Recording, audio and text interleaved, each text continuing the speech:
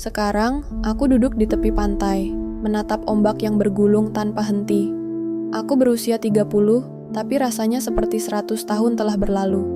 Di tanganku ada surat Reza, sudah lusuh karena terlalu sering kubaca. Aku ingin membencinya karena meninggalkanku, tapi aku tak bisa. Aku ingin melupakannya, tapi aku tak mau. Aku ingin hidup, tapi aku tak tahu caranya. Reza pergi, tapi aku yang mati. Dan di antara debu waktu yang terus berlalu, aku tersesat menanti sesuatu yang tak akan pernah datang kembali. Dear Diary, aku masih ingat aroma pagi itu ketika angin membawa bisik daun-daun kering yang bergesekan di trotoar sekolah. SMP Negeri 3, tempat di mana dunia kecilku pertama kali bertabrakan dengan bayangannya.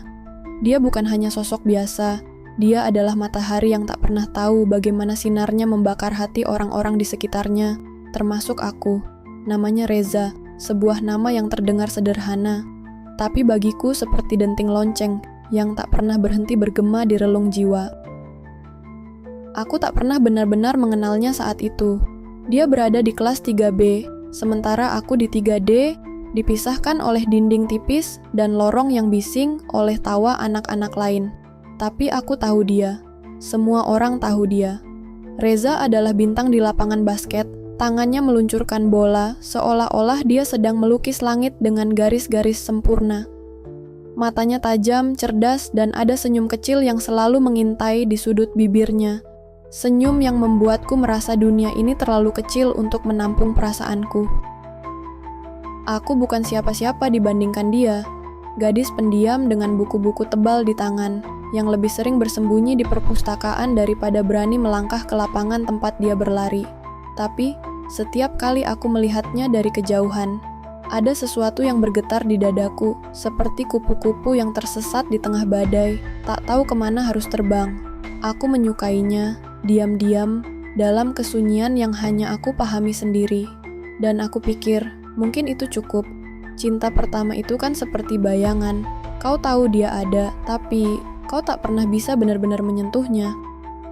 Waktu berlalu, dan SMA memisahkan kami seperti dua daun yang tercerabut dari pohon yang sama, diterbangkan angin ke arah yang berlawanan.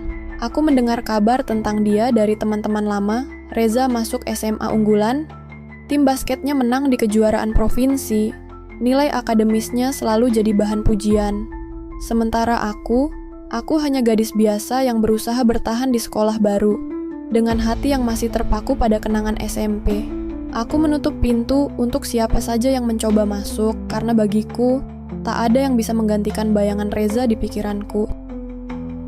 Tahun-tahun berlalu, tapi dia tetap tinggal di sana, di sudut hatiku yang paling rapuh. Aku melanjutkan hidup, masuk universitas, meraih gelar sarjana dengan tangan gemetar dan hati yang kosong. Tapi ketika aku memutuskan untuk melanjutkan S2 di universitas negeri ternama, sesuatu berubah.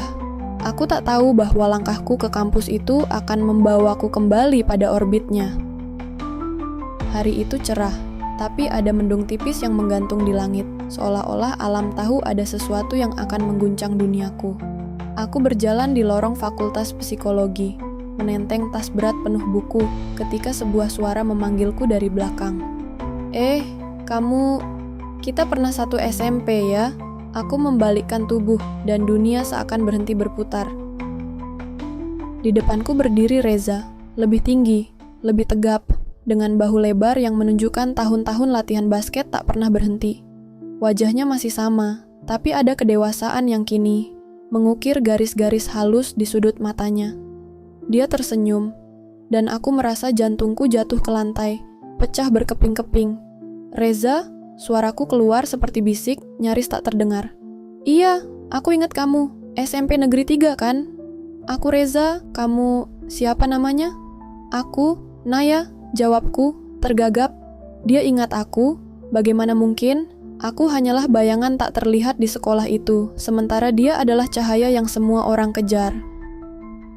Kami berbincang, dan aku merasa seperti sedang bermimpi. Dia cerita bahwa dia juga sedang S2 di jurusan teknik mesin, masih aktif di basket, dan sesekali jadi asisten dosen. Suaranya hangat, penuh tawa, dan aku hanya bisa mengangguk. berusaha menyembunyikan badai yang berkecamuk di dadaku. Dia ingat aku. Dia benar-benar ingat aku. Dan saat dia mengajakku minum kopi di kantin minggu depan, aku hanya bisa mengiyakan, meski kakiku terasa seperti melayang di atas awan. Hari-hari setelah itu seperti lukisan yang dicat dengan warna-warna cerah, tapi penuh garis-garis goresan yang tak beraturan. Aku dan Reza mulai sering bertemu, di perpustakaan, di lapangan basket saat aku sengaja lelet pulang hanya untuk melihatnya berlatih, atau di kafe kecil di sudut kota. Dia tak pernah berubah, cerdas, ramah, dan ada magnet di dirinya yang membuatku semakin tenggelam. Tapi aku tak pernah berani berkata apa-apa tentang perasaanku. Bagaimana bisa? Dia adalah Reza, pria yang dipuja banyak orang, sementara aku hanyalah Naya, gadis yang terlalu lama hidup dalam bayang-bayang. Hingga suatu hari, dunia runtuh di kakiku. Aku sedang di kelas ketika bisik-bisik mulai terdengar. Reza kecelakaan, kata seseorang. Motornya ditabrak truk di jalan saat ingin pulang. Aku membeku. Buku di tanganku jatuh dan aku tak ingat bagaimana aku bisa sampai ke rumah sakit. Yang aku tahu, aku berlari, menembus hujan yang tiba-tiba turun, seolah langit ikut menangis bersamaku. Di ruang ICU, aku melihatnya. Reza terbaring di ranjang, wajahnya pucat, tubuhnya dipenuhi selang dan kabel. Matanya tertutup dan untuk pertama kalinya, dia tak tersenyum. Aku berdiri di sampingnya, tanganku gemetar, dan air mata jatuh tanpa suara. Dia terlihat begitu rapuh, begitu jauh dari Reza yang kukenal, Reza yang selalu penuh hidup. Aku adalah satu-satunya yang menjenguknya saat itu. Teman-temannya sibuk dengan kabar yang menyebar di kampus, dan keluarganya belum tiba. Hanya aku, berdiri di samping ranjangnya, menatap wajah yang selama ini hanya bisa kusentuh dalam mimpi. Seorang wanita masuk, matanya merah, dan tangannya memegang tas kecil. Ibunya Reza. Dia menatapku, bingung, lalu bertanya, "Kamu siapa?" "Aku Naya," jawabku pelan. "Teman Reza dari kampus dan SMP." Ibunya terdiam, lalu tiba-tiba tersenyum kecil, meski air matanya jatuh. "Naya, kamu Naya yang itu?" Aku mengerutkan kening, tak mengerti. Dia duduk di kursi, menarik napas dalam-dalam, lalu mulai bercerita. "Reza pernah cerita tentang kamu waktu SMP. Dia bilang ada gadis pendiam yang suka baca buku, yang bikin dia penasaran. Dia bilang, kamu beda Naya. Lucu, ya, anak SMP ngomong soal suka sama perempuan." Aku cuma ketawa waktu itu. Tapi pas SMA, dia cerita lagi. Dia sedih banget karena kalian pisah sekolah. Dia bilang, "Bu, aku nggak tahu kenapa aku nggak bilang apa-apa ke dia waktu itu." Aku terpaku. Dunia di sekitarku hening, hanya suara ibunya yang bergema, menusuk hingga ke tulang. Reza menyukaiku, sejak SMP, bagaimana mungkin? Pas ketemu kamu lagi di S2, dia pulang ke rumah dengan senyum lebar. Dia bilang, "Bu, aku ketemu dia lagi. Naya, kayak mimpi. Dia bahagia banget Naya." Aku tak bisa bernapas. Hati ini seperti kaca yang dipukul palu, retak, pecah dan hancur berkeping-keping. Aku mencintainya sejak dulu, tapi ternyata dia juga memikirkanku, dan aku, bodohnya aku, tak pernah berkata apa-apa. Aku membiarkan waktu mencuri dia dariku, dan kini dia terbaring di sini, di ambang kepergian. Malam itu, mesin di samping ranjangnya berbunyi panjang. Dokter datang, ibunya menjerit, dan aku hanya berdiri di sudut, menatap tubuhnya yang kini diam selamanya. Reza pergi, membawa semua kata yang tak pernah kusampaikan, semua mimpi yang tak pernah jadi nyata. Sekarang, aku duduk di tepi jendela, menatap hujan yang tak pernah berhenti. Ada lubang di dadaku Naya, lubang yang tak akan pernah terisi. Aku kehilangan dia, dan aku kehilangan diriku sendiri dalam penyesalan yang tak pernah usai. Hujan tak pernah berhenti sejak hari itu. Ia jatuh seperti air mata langit, membasahi jendela kamarku, mencerminkan wajahku yang kini tak lagi kukenali. Aku duduk di sudut ranjang, memeluk lutut, menatap kosong ke dinding yang mulai mengelupas. Di tanganku ada sebuah foto kecil, aku dan Reza di kantin kampus, diambil oleh teman sekolah yang kebetulan lelet pulang bersamaku. Dia tersenyum lebar, Matanya berbinar, sementara aku hanya bisa menunduk, tersipu, tak berani menatap lensa.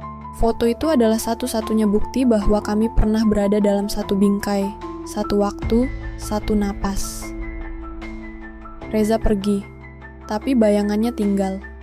Ia seperti angin, tak terlihat, tapi terasa di setiap sudut tubuhku. Aku tak bisa melupakannya. Aku tak mau melupakannya. Bagaimana bisa aku melupakannya ketika setiap detik membawaku kembali pada penyesalan yang sama? Aku tak pernah bilang bahwa aku mencintainya, bahwa dia adalah alasanku bertahan di dunia ini selama bertahun-tahun. Dan kini, kata-kata itu hanya bergema di kepalaku, seperti burung yang terkurung di sangkar, menabrak-nabrak dinding hingga sayapnya patah. Ibunya datang ke rumahku 2 hari setelah pemakaman. Wajahnya pucat, matanya kosong, tapi ada kelembutan di sana yang membuatku merasa bersalah karena masih hidup sementara anaknya tak lagi bernapas. Dia membawa sebuah kotak kayu kecil, ukirannya sederhana tapi penuh cerita. "Ini dari Reza," katanya, suaranya terseduh-seduh. Dia bilang, "Ini adalah buku kesayangannya, dan sepertinya aku harus kasih ini ke kamu." Aku menerimanya dengan tangan gemetar. Kotak itu dingin, seperti menyimpan rahasia yang terlalu berat untuk dibuka. Ketika ibunya pergi, aku duduk di lantai, menatap kotak itu berjam-jam sebelum akhirnya memberanikan diri membukanya. Di dalamnya ada sebuah buku catatan kecil, beberapa gelang kulit yang tampak usang, dan sebuah surat yang dilipat rapi. Jantungku berdegup kencang, seperti kuda liar yang tahu ia akan segera jatuh ke jurang. Aku membuka surat itu, dan tulisan tangan Reza menyapaku seperti pisau yang menusuk perlahan. "Naya, kalau kamu baca ini, mungkin aku udah nggak ada. Aku nggak tahu kenapa aku nulis ini, tapi rasanya aku harus. Dari SMP, aku selalu notice kamu. Kamu pendiam, tapi ada sesuatu di matamu yang bikin aku nggak bisa lupa. Aku takut bilang apa-apa waktu itu. Anak SMP kan cuma tahu basket sama nilai bagus, nggak ngerti soal hati. Pas SMA, aku nyesel banget nggak nyari kamu. Aku pikir, mungkin kita nggak bakal ketemu lagi. Tapi pas S2, waktu aku lihat kamu di lorong, aku rasanya kayak hidup lagi. Aku mau bilang, Naya, aku mau bilang aku suka sama kamu. Tapi aku takut. Takut kamu cuma nganggep aku temen, takut aku cuma ngerusak apa yang udah ada. Jadi aku diem. Lagi-lagi, aku diem. Kalau aku pergi, jangan sedih terlalu lama ya. Aku cuma mau kamu tahu bahwa kamu spesial buat aku. Selalu, Reza. Aku menangis. Bukan tangis biasa, ini seperti jerit yang terperangkap di tenggorokan, keluar dalam isak yang memilukan. Aku memeluk surat itu, mencium kertasnya, berharap ada sisa aroma dia di sana. Tapi yang tersisa hanyalah tinta dan luka. Dia suka aku. Dia selalu suka aku. Dan aku, bodohnya aku, membiarkan rasa takutku menutup mulutku, membiarkan waktu mencuri dia dariku. Hari-hari setelah itu seperti kabut tebal yang tak pernah hilang. Aku kembali ke kampus, tapi semua terasa hampa. Meja di perpustakaan tempat kami pernah duduk bersama kini dingin. Lapangan basket yang dulu riuh oleh sorak-sorai kini sunyi. Seolah-olah bola yang pernah dia pegang tak lagi punya nyawa. Teman-temanku mencoba menghibur, tapi kata-kata mereka seperti ombak yang menghantam karang, membenturku, tapi tak pernah benar-benar masuk. Aku mulai bermimpi tentang dia. Dalam mimpiku, Reza masih hidup. Dia berdiri di lapangan, tersenyum, memanggilku dengan suara yang hangat. Aku berlari ke arahnya, tapi setiap kali aku hampir menyentuhnya, dia menghilang, meninggalkan aku dalam kegelapan. Aku terbangun dengan air mata di pipi, dada sesak, dan rasa bersalah yang semakin membesar. Aku tak bisa memaafkan diriku sendiri.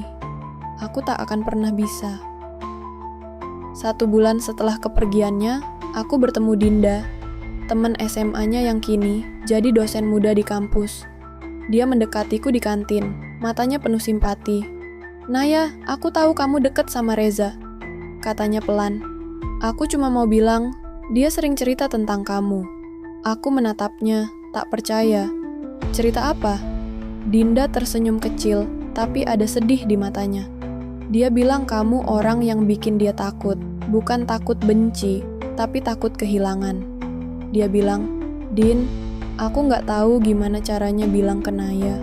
Aku takut dia nggak ngerasa sama. Dia suka kamu, Naya. Dari dulu. Aku menunduk, tanganku mencengkeram gelas kopi yang sudah dingin. Kenapa dia nggak bilang apa-apa?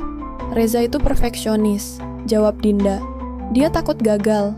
Dia pikir, kalau dia bilang dan kamu nolak, dia bakal kehilangan kamu selamanya. Jadi dia pilih diem, nikmatin apa yang ada. Aku tersenyum pahit. Lucu, iya, aku juga takut bilang apa-apa.